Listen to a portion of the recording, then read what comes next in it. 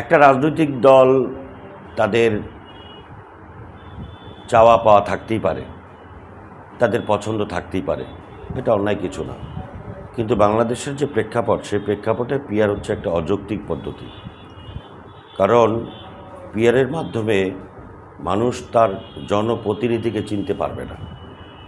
তিনি ভোট দিলেন একটা অদৃশ্য মানুষকে, যে মানুষটার সঙ্গে তার এলাকার কোনো সম্পর্ক থাকবে না, তার কোনো সম্পর্ক থাকবে না।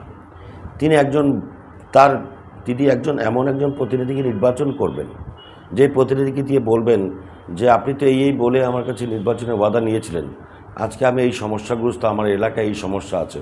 সেরকম কোনো প্রতিনিধি তিনি পাবেন না। কারণ পিআরের এই সাংখ্যানুপাতিক নির্বাচন অবশ্যই আপনি জানেন, এটা হচ্ছে যে সারা দেশের ভোটগুলোকে একত্রিত করে তারপরে তাদের ইচ্ছা অনুযায়ী, জনগণের ইচ্ছার এখানে কোনো প্রতিফলন ঘটবে না। এই ভোটের মাধ্যমে অদৃশ্য অবয়বকে নির্বাচিত করা হবে, যার কাছে জনগণ কোনোদিন তার অধিকার নিয়ে তার সামনে দাঁড়াতে পারবে না। এটা যদি হয়, এদেশের সাধারণ মানুষের ক্ষতি হবে। আর সাধারণ মানুষের ক্ষতি হয় এমন কোনো কাজকে আমরা সমর্থন করি না। এটা যারা চাচ্ছে তাদের শুধুমাত্র দলীয় স্বার্থকে বিবেচনা করছে, দেশের স্বার্থ এখানে প্রাধান্য পাচ্ছে না। আরেকটা প্রশ্ন হলো, 17 বছর দেশে অন্য একটা গভর্নমেন্ট ছিল। এই 17 বছরে যে প্রজন্মটা বেড়ে উঠছে, এরা কিন্তু বিএনপি কীভাবে চেনে না। এই প্রজন্মের ভোটারদের উদ্দেশ্যে আপনার কিছু বক্তব্য থাকে? এই প্রজন্মকে বিবেচনা করতে হবে কয়েকটি বিষয়। একটি হচ্ছে যে রাষ্ট্র পরিচালনায় অভিজ্ঞতা লাগে। তারা খুব পছন্দের একটি সরকার ছিল ইউনূস সাহেবের নেতৃত্বে। ইউনূস সাহেবের নেতৃত্বে এই সরকার কেন সফল হলো না? তারা তো অনেক ডক্টরেট ডিগ্রি অর্জন করা লোক ছিল, তারা অনেক মেধাবী লোক ছিল, তারা বাইরে থেকে পড়াশোনা করে এসছে, বাইরে তাদের অনেক বড় সুনাম রয়েছে। কিন্তু বাংলাদেশের রাষ্ট্র পরিচালনার অভিজ্ঞতা নেই বলেই কিন্তু তারা কিন্তু সফল হতে পারল না। বিএনপি কিন্তু দীর্ঘদিন রাষ্ট্র পরিচালনা করেছে। বিএনপির রাষ্ট্র পরিচালনার সময়টা যদি তারা বিবেচনা করে, তাহলে নতুন প্রজন্ম বুঝতে পারবে। নতুন প্রজন্ম তো বিএনপির ওই সময়টা দেখে নেয়। সেই জন্য আমি বলছি যে বিগত রাষ্ট্র দেখা না, নতুন প্রজন্ম এখন অনেক কিছু সার্চ করে বের করে ফেলে, অনলাইনের মাধ্যমে, প্রযুক্তির মাধ্যমে তারা জানতে পারে, তারা বিচার বিশ্লেষণ করে মেধার ভিত্তিতে তারা কিন্তু রাষ্ট্র পরিচালনা কার আমলে কী রকম ছিল সেটা বিবেচনা করে কিন্তু তারা নির্বাচনে তাদের রায় প্রদান করবে, এটা আমি বিশ্বাস করি। দ্বিতীয়ত, যে মানুষের কাছে যাওয়ার সময় তো মানুষের কাছে বাস্তবমুখী কর্মসূচি নিয়ে যেতে হবে। অবাস্তব কোনো কর্মসূচি নিয়ে গেলে নতুন প্রজন্ম সেটা বিশ্বাস করবে না। এই আন্দোলন সফল হওয়ার 3 বছর আগে বিএনপির ভারপ্রাপ্ত চেয়ারম্যান 31 দফা মেরামতের যে প্রস্তাবনা, এটা শুধু উনি ঘরের মধ্যে পকেটের মধ্যে রেখে দেন নাই, উনি জাতির কাছে প্রকাশ করেছেন, ঘরে ঘরে আমাদের মাধ্যমে পৌঁছিয়েছেন। সেটা নতুন প্রজন্ম বিবেচনা করবে যে একটি দেশ 54 বছরে কেন পিছিয়ে ছিল, আর এই আলোকে সামনের দিকে এগিয়ে নেওয়া যাওয়া সম্ভব কি না, সেটা বিবেচনা করেই নতুন প্রজন্ম ভোট দেবে, সেটা আমি প্রত্যাশা করি। নতুন ভোটারদের উদ্দেশ্যে বক্তব্য হচ্ছে, পিছিয়ে পড়া 54 বছরের বাংলাদেশকে আমাদেরকে এগিয়ে নিয়ে যেতে হবে। আমাদের প্রজন্ম, আমাদের যে ইয়াং জেনারেশন, যুবক জনতা, তাদেরকে আমাদের দেশের মাটিতে কাজে লাগাতে হবে, বিদেশের মাটিতে আমরা কাজে লাগাতে চাই না। আমার দেশের সন্তান যদি বিদেশের মাটিতে গিয়ে সেই দেশের অর্থনৈতিক উন্নয়নের ভিত্তি রচনা করতে পারে, আমার দেশের সন্তানরা আমার দেশের উন্নয়নে কেন ভূমিকা পালন করতে পারবে না? সেই জন্যই আমরা মনে করি যে নতুন প্রজন্ম, তাদেরকে দায়িত্ব গ্রহণ করতে হবে আগামী বাংলাদেশ গঠন করার জন্য।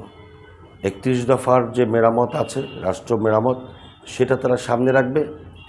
আর অন্যান্য দলেরও তো কর্মসূচি আসবে, সেগুলো বিবেচনা করবে।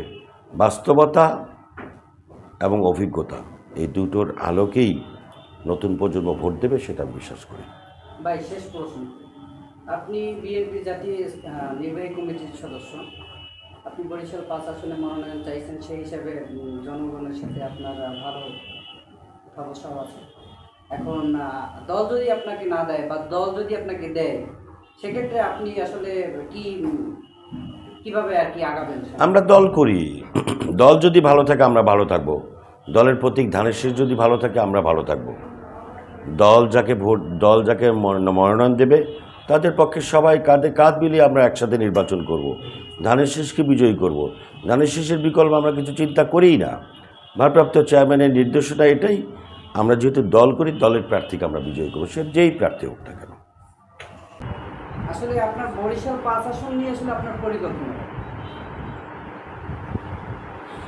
ধন্যবাদ আপনাকে। বরিশাল 5 আসন তো দীর্ঘদিন যাবৎ অনির্বাচিত প্রতিনিধিদের হাতে ছিল, আর এর আগেও যারা নির্বাচিত প্রতিনিধি ছিল তারাও অনেকে একেবারেই বরিশালের মাটির মানুষ না, বরিশালে বসবাস করেন, কিন্তু বরিশাল 5 আসনের নাগরিক কেউই আসলে সংসদ সদস্য অতীতে ছিল না। এটা বরিশাল 5 আসনের জন্য দুঃখজনক। কেউ বলবো না জনাব আব্দুর রহমান বিশ্বাস সাহেব, তিনি বরিশালের মানুষ ছিলেন, এই শায়েস্তাবাদের সন্তান ছিলেন। নাসিমুল হক বিশ্বাস তিনিও ছিলেন, তিনি অল্প কয়েকদিন এমপি ছিলেন। আসলে একটা এলাকার মাটি এবং মানুষের সঙ্গে সম্পর্ক থাকলে তখন মানুষের প্রতি তার ভালোবাসা তৈরি হয়, এলাকার প্রতি ভালোবাসা তৈরি হয়। আর আমাদের এলাকার আপনি যদি ইউনিয়নগুলি, বিশেষ করে ইউনিয়নগুলিতে আপনি যান, আপনি খুব কষ্ট পাবেন। ইউনিয়নগুলোর বহু রাস্তা আছে যেখান দিয়ে মানুষ একটু বর্ষা হলে হাঁটতে পারে না। এই রাস্তাঘাটগুলো খুব বেশি জরুরি। আমাদের কিছু ব্রিজ আছে, এই ব্রিজগুলো খুব জরুরি। আর যেহেতু বরিশাল 5 হচ্ছে বিভাগীয় সদর আসন, এই জন্য বরিশাল মহানগরও এর সাথে ইনক্লুড। বরিশাল মহানগরীর বিভিন্ন রকমের সমস্যা আছে। এখন পর্যন্ত বরিশাল মহানগরকে একটা আধুনিক শহরে পরিণত করার কোনো উদ্যোগ নেওয়া হয়নি। বিশেষ করে বরিশাল মহানগরটাকে বিভাগীয় শহর, এর থেকে আপনি দেখবেন, আমি নাম বলবো না, অনেক জেলা শহর, উপজেলা শহর এর থেকে অনেক উন্নত। বরিশাল বিভাগীয় সদর আসন হিসেবে আমি বরিশাল সিটি কর্পোরেশনকে চেষ্টা করব যাতে করে এটি বিভাগীয় শহর দেখলে বোঝা যায়, উন্নয়নের দিক থেকে, জীবনযাত্রার দিক থেকে, মানগত দিক থেকে, স্বাস্থ্য এবং শিক্ষা খাতের দিক থেকে, সব দিক থেকেই বরিশালের বিভাগীয় সদর আসনকে দরকার। এই কারণে যে মহানগরটা যাতে দেখলে বোঝা যায় যে এটা বিভাগীয় সদর আসন এবং বরিশাল বিভাগীয় শহর। এখন কিন্তু শহরও মনে হয় না, এখনও মনে হয় যে একটা জেলা শহরের মতো।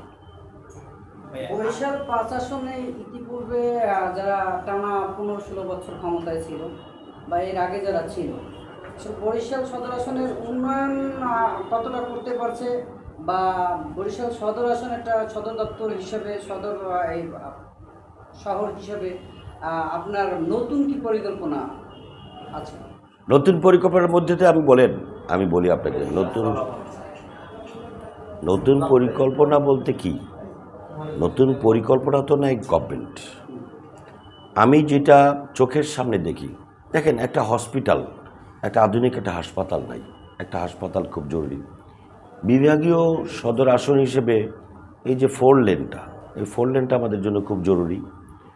আপনার বরিশাল বিশ্ববিদ্যালয়ের এক কর্নারে পড়েছে একটা ভালো শিক্ষা প্রতিষ্ঠান, 2-4টা ভালো শিক্ষা প্রতিষ্ঠান নেই যে বরিশাল শহরে থেকে বা পার্শ্ববর্তী ইউনিয়নে থেকে বরিশালে তাদের সন্তানদেরকে ভালোভাবে মানুষ করবে, এরকম কোনো বিষয় নেই।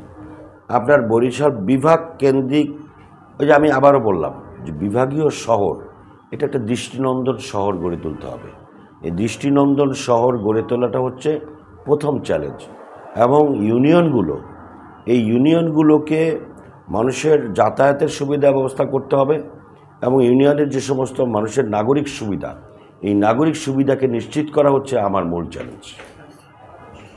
আগামী জাতীয় সংসদ নির্বাচনকে কেন্দ্র করে সারা দেশব্যাপী যে অবস্থা আমরা দেখতেছি, এবং এখন যে সরকার আছে দেশে, সরকারের যে কর্মকাণ্ড, এবং আইন শৃঙ্খলা পরিস্থিতির যে অবস্থা, তাতে আগামী নির্বাচন আদৌ হবে কি না, যদি হয় সেই নির্বাচনটা কেমন নির্বাচন চান? মূলত নির্বাচন তো দেশে হতেই হবে। নির্বাচন নিয়ে সংশয় তৈরি করছে একটি মহল, যারা দেশের স্বাধীনতা, সার্বভৌমত্ব, গণতন্ত্র স্থিতিশীল থাকুক, এটা তারা চায় না। একটি গণতান্ত্রিক বাংলাদেশের দিকে এগিয়ে যাক, এটা যারা চায় না, তারাই নির্বাচন হবে না এরকম একটি ধূম্রজাল তারা তৈরি করতে চাচ্ছে। যারা দেশের প্রতি যাদের মমত্ববোধ আছে, গণতান্ত্রিক আদর্শকে যারা লালন করে, তারা কেউ মনে করে না যে দেশে নির্বাচন না হওয়ার মতো কোনো পরিস্থিতি আছে। দেশকে অবশ্যই স্থিতিশীল করবার জন্য দেশের স্বাধীনতা, সার্বভৌমত্ব এবং গণতন্ত্রের স্বার্থে দেশে নির্বাচন হতেই হবে। এমন কোনো শক্তি নাই যে নির্বাচন প্রতিহত করতে পারে। বাস্তবতা হচ্ছে যে একটি অনির্বাচিত সরকার বেশি দিন রাষ্ট্র ক্ষমতায় থাকলে সেই দেশ আস্তে আস্তে বিকলাঙ্গ হয়ে যায়। দেশকে যারা বিকলাঙ্গ করতে চায় তাদের বিরুদ্ধে আমাদের সতর্ক থাকতে হবে। এবং আমি আশা করি ভুল ত্রুটি যা কিছুই হয়েছে বর্তমান সরকার অনভিজ্ঞতার কারণে হয়েছে। তাদের এই ভুল ত্রুটিগুলি শুধরে নিয়ে তারা যদি আগামী দিনের রাষ্ট্রকে গণতান্ত্রিক রাষ্ট্রে পরিণত করতে চান, তাহলে তাদের যে শিডিউল, তাদের যে ঘোষণা, সেই ঘোষণা অনুযায়ী ফেব্রুয়ারিতেই জাতীয় নির্বাচন অনুষ্ঠিত হতে হবে। এবং আমি মনে করি যে এটি নিয়ে সংশয়ের কোনো অবকাশ নেই। আপনি কেমন নির্বাচন চান? অবশ্যই যেই নির্বাচনের জন্য এই দেশে হাজার হাজার মানুষ রক্ত দিয়েছে, যেই গণতন্ত্রের জন্য এই দেশের লক্ষ লক্ষ মানুষ পঙ্গুত্ব বরণ করেছে, জেলে গিয়েছে, নির্যাতন করেছে, লক্ষ লক্ষ মামলায় আসামি হয়েছে, শুধুমাত্র একটি গ্রহণযোগ্য সুষ্ঠু নির্বাচনের মাধ্যমে একটি জনগণের নির্বাচিত প্রতিনিধি যাতে দেশ পরিচালনা করে, সেই কারণে কিন্তু এই দেশের মানুষের এত বড় ত্যাগ। এই ত্যাগকে সফল করার জন্য অবশ্যই একটি গ্রহণযোগ্য, সুষ্ঠু এবং মানুষের কাছে প্রশ্নাতীত একটি নির্বাচন আমরা প্রত্যাশা করি। ভাই